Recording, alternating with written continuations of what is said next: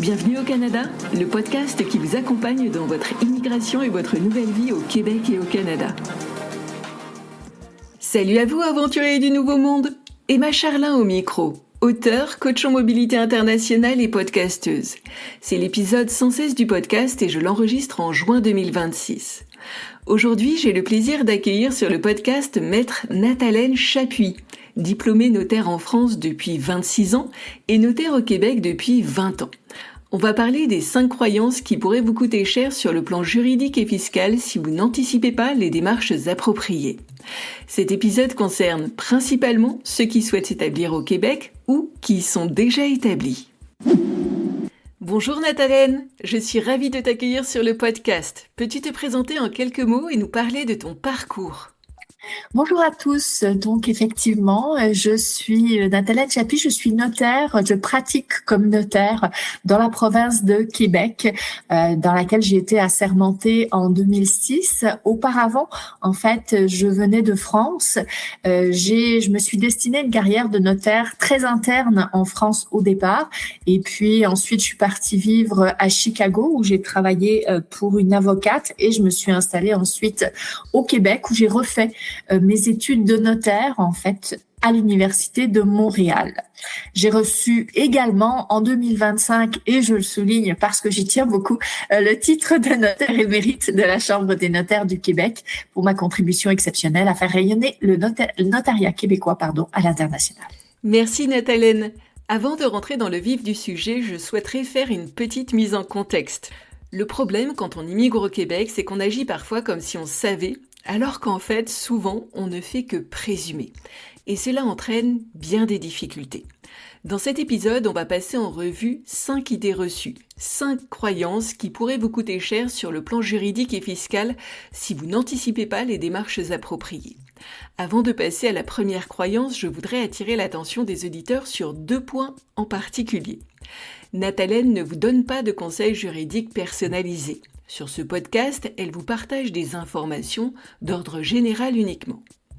Par ailleurs, Nathalène ne va parler que des relations entre le droit français et le droit québécois. Dans les autres provinces et territoires du Canada, une autre logique juridique s'applique, puisque ce n'est pas le droit civil latin qui les régit, mais le droit anglais. Ok, passons à la première idée reçue. De toutes les façons, je suis pas Crésus. Un notaire, c'est pour les riches ou quand on achète une maison. Nous, on n'a rien à protéger. Donc, je vois pas pourquoi j'irai consulter. Nathalène, qu'est-ce que tu penses de cette première affirmation ? Alors, effectivement, la protection, on n'a pas besoin d'être Crésus pour être protégé. Nous, on n'a rien à protéger, mais en fait, même quand on n'a pas de bien matériel et une personne qui a 0 bien matériel, moi j'ai jamais vu ça, on a toujours au minimum quelque chose, un compte bancaire ou quelque chose, des placements. On a également des personnes à protéger, on n'a pas juste des biens. Donc, la première idée, c'est que consulter, c'est pas que pour vos biens, c'est aussi pour les personnes. Des questions comme ça en vrac qu'on peut se poser et qui pourraient mériter une analyse précise au niveau de la protection, c'est par exemple que faire si je deviens inapte juridiquement, qui va garder mon enfant si on décède tous les deux, qui va savoir que je veux être enterrée dans mon Poitou natal. Alors ça, c'est très personnel, hein. Je suis poitevine et je revendique. Comment m'assurer que certains membres de ma famille ne soient pas impliqués dans ma vie en cas de décès ou d'inaptitude? Je constate parfois qu'il y a des gens qui partent, qui mettent au moins 6000 kilomètres entre sa famille, leur famille et eux-mêmes, pour des raisons bien précises. Ils ont rompu certains liens, ils ne veulent pas qu'ils soient rattrapés juridiquement parce qu'ils n'ont pas posé de gestes justement pour que certains membres de la famille avec qui ils ne veulent plus avoir de contact aient un contrôle, un pouvoir ou un pouvoir décisionnaire sur eux ou sur leurs biens. Ensuite, aller voir un notaire signifie examiner toute votre situation et vos liens juridiques pour vérifier que les règles qui vont s'appliquer à votre patrimoine actuel, mais aussi à celui qui va rentrer plus tard, correspondent exactement à ce que vous souhaitez. Et cela va des règles de répartition des biens du couple entre les conjoints jusqu'à celles au décès. Si les règles avec lesquelles vous arrivez ne s'appliquent que partiellement, maintenant car votre domicile a changé, alors vos biens, leur propriété ou ce qui peut être dû à l'autre peuvent aussi changer. Par exemple, votre mariage en France sera reconnu, mais quelles règles vont être utilisées pour partager les biens du couple en cas de divorce ou de décès? Petite information, les règles en France et au Québec ne sont pas similaires, donc ce que vous aviez pensé en France ne s'appliquera pas exactement de la même façon au Québec, simplement parce que vous y êtes domicilié. Ensuite, consulter, c'est aussi expliquer les règles et pratiques de votre nouveau pays qui peuvent avoir un impact sur votre fonctionnement au quotidien. Immanquablement copié sur vos habitudes françaises. Évidemment, vous arrivez, vous fonctionnez exactement comme vous fonctionniez quand vous étiez en France. Un exemple frappant, les comptes joints. On conseille systématiquement en France d'avoir des comptes joints parce que c'est plus facile si un des cotitulaires du compte décède, il continue à fonctionner. Le raisonnement est complètement inverse au Québec, donc c'est important de s'en soucier. Ensuite, les coûts de règlement d'une succession ou d'une planification ne sont pas proportionnels à la valeur des biens concernés. Par exemple, débloquer un compte bancaire laissé en France après son départ coûtera aussi cher qu'il y ait 500 € dedans ou 1 million, car pour moi, le temps et les démarches seront les mêmes. Parfois, ça surprend, mais nos honoraires ou les frais ne sont pas proportionnels à la valeur des biens, loin de là, et c'est tout le temps le cas. Enfin, le patrimoine d'une personne évoluera obligatoirement entre le moment où il fait son testament et le moment où il va l'utiliser, c'est-à-dire son décès. Il pourra aussi recevoir, par exemple, souvent, une donation de ses parents restés en France. C'est un grand classique que je vois très souvent au Québec. Donc, même s'il n'a laissé aucun bien en France lors de son départ de France, cela ne signifie absolument pas qu'il n'y en aura pas au moment de son décès. Merci pour ces précisions. Passons à la seconde idée reçue. De toutes les façons, avant de partir de France, nous sommes allés consulter un notaire qui nous a donné tous les conseils nécessaires lorsqu'on quitte la France. Alors, je vois pas pourquoi j'irai en plus consulter un notaire au Québec. Nathalène, j'aimerais entendre ton avis sur cette seconde idée reçue. Ça, c'est la beauté du droit international. Chaque pays ou province, parce qu'en l'occurrence, vous l'aurez compris, le Québec a sa propre législation, a sa loi civile successorale et sa loi fiscale. Comment alors savoir lesquelles on doit appliquer? Pour la loi civile, ce sont les règles de droit international qui vont indiquer au notaire s'il doit appliquer sa loi ou une loi étrangère sur chaque type de bien de la succession. Donc, chaque pays a aussi des règles de droit international.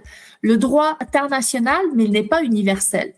Cela signifie que le notaire québécois peut conclure, selon son droit international, qu'il aura sa loi ou une loi étrangère à appliquer dépendant de la nature des biens de la succession, alors que le notaire étranger, en l'occurrence français, peut conclure quant à lui qu'il n'aura que sa loi appliquée sur tous les biens.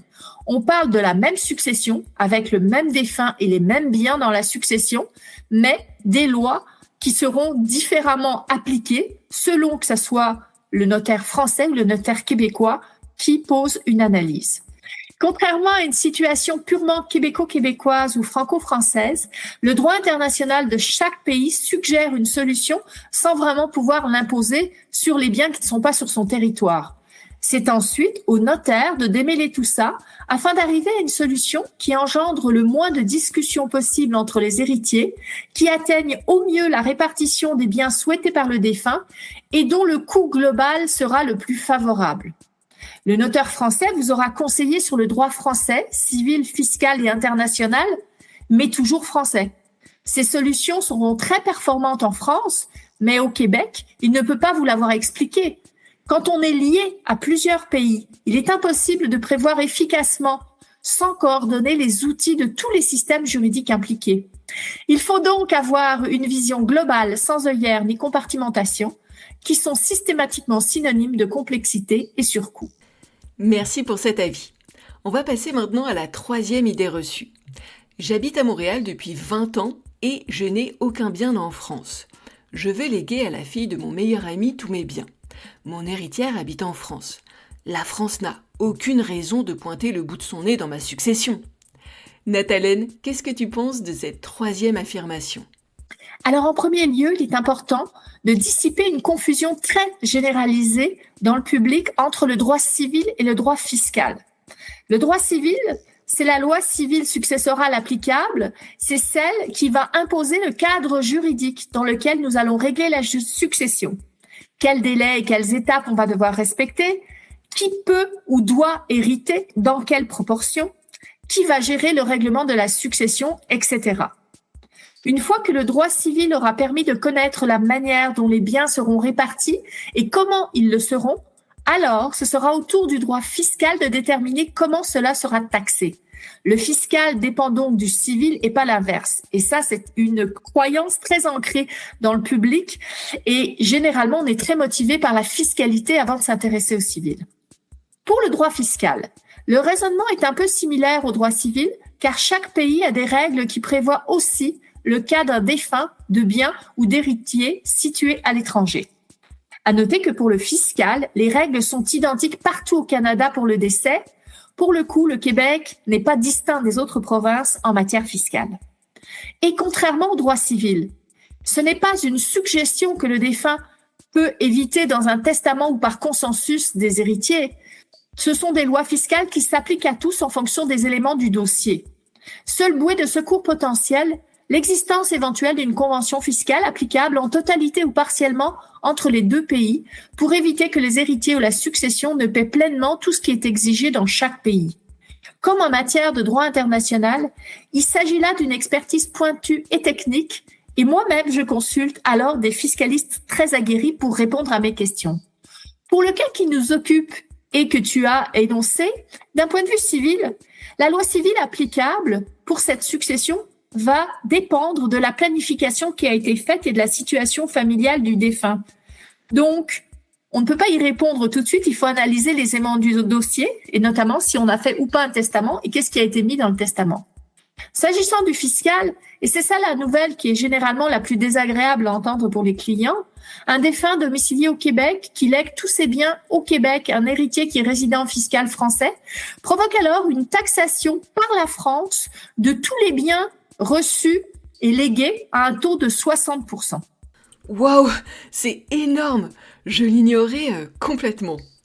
Passons à présent à la 4e idée reçue. Ma femme et moi, on vit ensemble depuis 10 ans au Québec. On est conjoints de fait. En plus, je lui ai donné une procuration sur mes comptes bancaires. Si je tombe dans le coma, elle aura accès à mon argent et pourra tout gérer.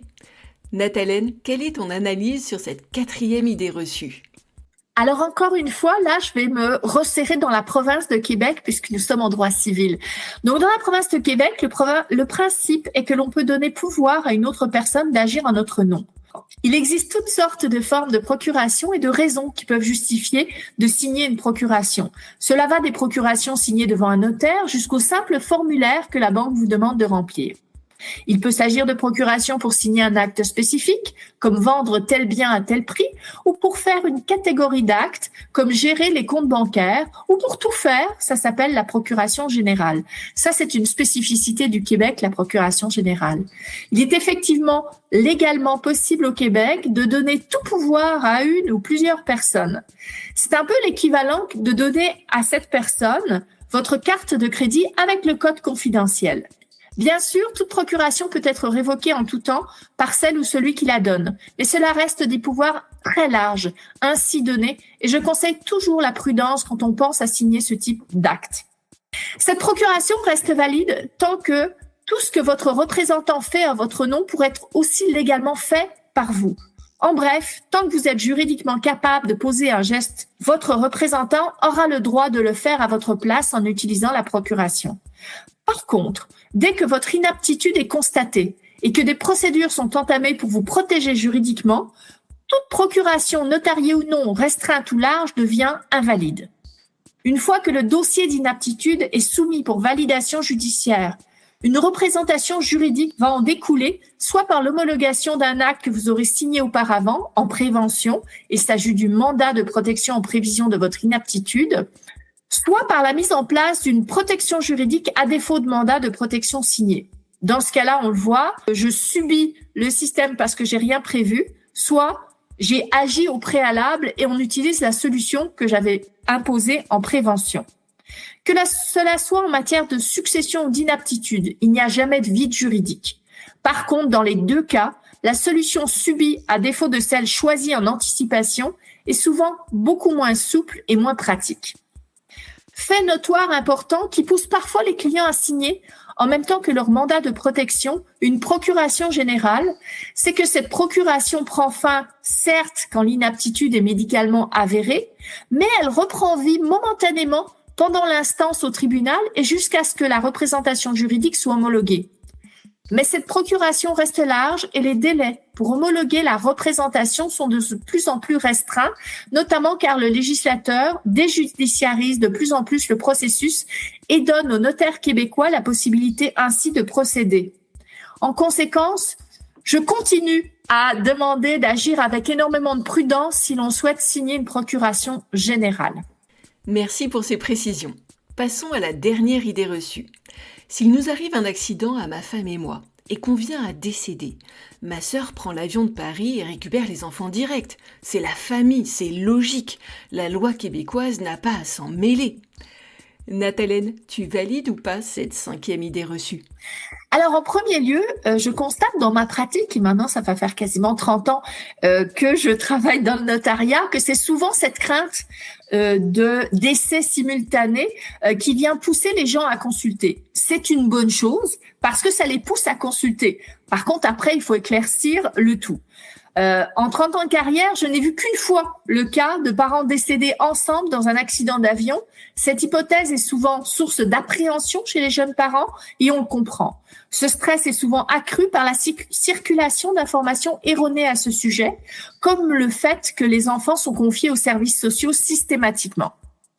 Au Québec, il est possible de désigner un tuteur pour son enfant, soit par une déclaration auprès du curateur public, soit dans un testament. La validité de cette désignation et sa reconnaissance vont dépendre de la loi civile successorale qui sera applicable. En bref, si c'est la loi québécoise qui s'applique, alors la désignation sera reconnue applicable. Cette désignation est très importante et puissante parce que la preuve du décès ou de l'inaptitude du dernier des parents en mesure de l'exercer rendra effective cette nomination sans même avoir besoin d'obtenir un jugement pour la confirmer. Seule l'hypothèse d'une désignation contraire à l'intérêt de l'enfant, comme par exemple un tuteur désigné qui souffre de problèmes ou de stabilité, pourrait justifier la contestation de la nomination. Je précise ici, et je ne l'ai pas fait, que cette désignation-là ne sera effective que si c'est le dernier parent qui vient à décéder ou être inapte. Si un des deux parents devient inapte ou décède, à ce moment-là, l'autre parent va automatiquement détenir l'autorité parentale et on ne parle pas ici de nomination de tuteur. Donc, il y a un réel intérêt à prévoir la nomination d'un tuteur, que ça soit en matière d'inaptitude ou par décès, parce que c'est important d'avoir à l'avance songé à qui pourrait être la personne qui est parfaite pour ce rôle. Par contre, rien n'interdit dans la loi de désigner un tuteur qui n'est pas domicilié au Québec. Et la domiciliation hors Québec du tuteur n'est pas en soi un motif de contestation de la nomination.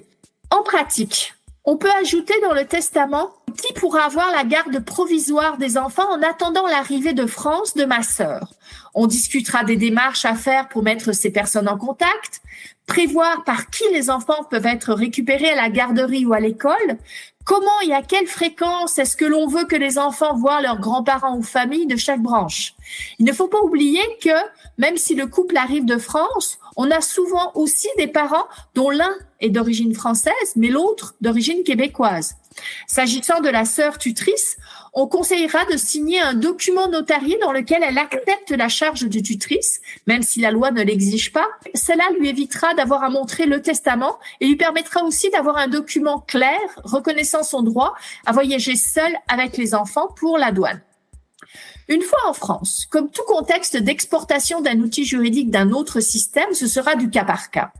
Mon conseil en matière de désignation de tuteur est qu'il est fondamental de repenser dans le testament encore plus souvent aux personnes nommées que celles qu'on a prévues pour hériter de nos biens. Pourquoi ? Parce que les personnes désignées évoluent. Elles déménagent, elles sont moins en forme, certes, mais surtout parce que les enfants évoluent aussi. Je pense qu'il faut d'abord centrer notre analyse sur l'enfant et non sur le tuteur. Et je m'explique. Un enfant né au Québec, dont la famille non cellulaire, c'est-à-dire non proche, principale est en France. S'il grandit au Québec, il n'aura pas les mêmes attaches et références à l'âge de 2 ans qu'à l'âge de 14 ans.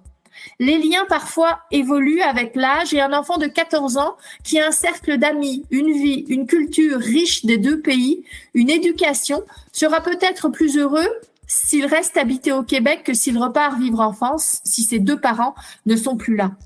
La nomination de votre sœur en France pourrait être alors contestée parce que votre sœur est domiciliée trop loin du pays où votre enfant risque de se sentir le mieux. Donc, c'est pas parce que votre sœur est en France que ça pourrait être contesté, c'est parce que l'enfant qui déménagerait en France, ce serait peut-être pas les meilleures conditions pour lui. Un grand merci pour toutes ces informations et précisions. Nathalène, où nos auditeurs et auditrices peuvent-ils te contacter ? Alors, le plus simple, c'est toujours par courriel. Je les consulte d'à peu près partout. Donc, c'est toujours beaucoup plus facile de me contacter. Mon courriel, c'est Nathalène, Nathalene, .chapuis, CHAPUIS, @notarius.net. Je mettrai tout cela dans les notes de l'épisode. Merci encore. Merci beaucoup. Au revoir. Un immense merci à maître Nathalène Chapuis pour ce partage d'expertise passionnant. Aujourd'hui, la matière était tellement dense que j'ai décidé de ne pas vous faire mon résumé habituel en 3 points. Mais s'il y a bien une chose essentielle à retenir de notre échange, c'est celle-ci. Oui, je le sais, quand on immigre au Québec, on court après le temps. On gère l'urgence et une visite chez le notaire se retrouve, immanquablement, reléguée en bas de notre liste de choses à faire. Pourtant, c'est un passage incontournable pour protéger son conjoint, veiller sur l'avenir de ses enfants et planifier sa succession à l'international. En fait, prendre les devants, c'est toute la différence entre subir une situation, avec le risque de nourrir de lourds regrets plus tard, ou comprendre ses options, anticiper et mettre en place une solution qui vous convient vraiment. Voilà pour cet épisode. Un petit mot pour la suite. Parce que les beaux jours sont là, je vous proposerai dans les prochains épisodes des sujets plus légers et parfaits pour l'été. Restez à l'écoute et à très bientôt.